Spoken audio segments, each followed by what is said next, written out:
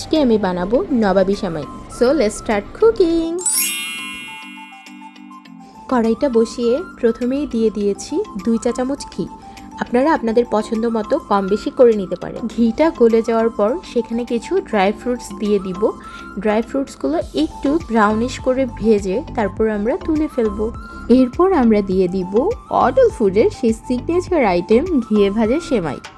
যদিও সেমাইটা ঘিয়ে ভাজা আছে, কিন্তু নবাবী সেমাইয়ের ক্ষেত্রে আরেকবার একটু ভেজে নিলে সেটা খেতে আরও মজাদার হয়। এক্সট্রা আর কোনো ঘি আমি এখানে অ্যাড করব না।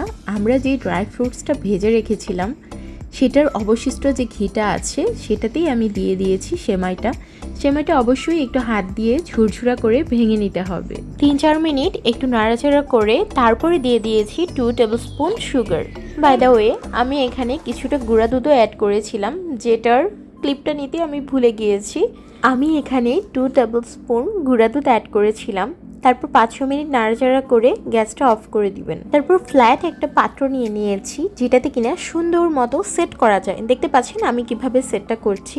তারপর এটাকে ঠান্ডা হওয়ার জন্য একটা সাইডে রেখে দিব এবং অবশিষ্ট যে সেমাইগুলো বাকি আছে সেগুলো একটা পাত্রে, ফ্ল্যাট একটা পাত্রে ঢেলে সেটা ঠান্ডা হওয়ার জন্য রাখবো। এরপর আমি এখানে নিয়েছি 1/2 লিটারের একটু বেশি লিকুইড দুধ। দুধটা যখন কিছুটা গরম হয়ে আসবে এরপর দিয়ে দিচ্ছি 3 টেবিল স্পুন পাউডার মিল্কটা একটু নাড়াচাড়া করে তারপর দিয়ে দিচ্ছি কনডেন্স মিল্কটা আমি অ্যাড করেছি 1/2 কাপ। আমি এখানে এক্সট্রা আর কোনো সুগার অ্যাড করব না, যেহেতু কনডেন্স মিল্কে অলরেডি সুগার আছে। এরপর দিয়ে দিচ্ছি 2 টেবিল স্পুনের একটু কম কাস্টার্ড পাউডার।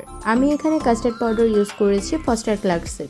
আপনারা যে কোনো ব্র্যান্ডেরটা নিতে পারেন। আর এটা কিন্তু অবশ্যই ঠান্ডা দুধে মিশাতে হবে। আমি অলরেডি কিছুটা দুধ আলাদা করে রেখেছিলাম, সেটাতে ভালো করে কাস্টার্ড পাউডারটা মিশিয়ে তারপর দেখুন এক হাতে দিতে হবে আর এক হাতে নাড়তে হবে। এখন আমরা গ্যাসটা একদম কমিয়ে দিয়ে কন্টিনিউয়াস নাড়াচাড়া করতে হবে, নয়তো কিন্তু নিচে লেগে যাবে। এরপর কিছুটা ঘন হয়ে আসার পরে দিয়ে দিচ্ছি কিছু ড্রাই ফ্রুটস। এরপর আর কিছুই অ্যাড করার নেই। এখন শুধুমাত্র অপেক্ষা করব কনসিস্টেন্সিটা একটু ঘন হয়ে আসার পরে গ্যাসটা অফ করে দিব। এরপর আমরা যে সেমাইটা রেখেছিলাম ঠান্ডা হওয়ার জন্য সেটার উপরে ক্রিমটা দিয়ে দিচ্ছি। এখানে আপনারা আপনাদের পছন্দ মতো 3, 4, 5টা লেয়ারও করতে পারেন।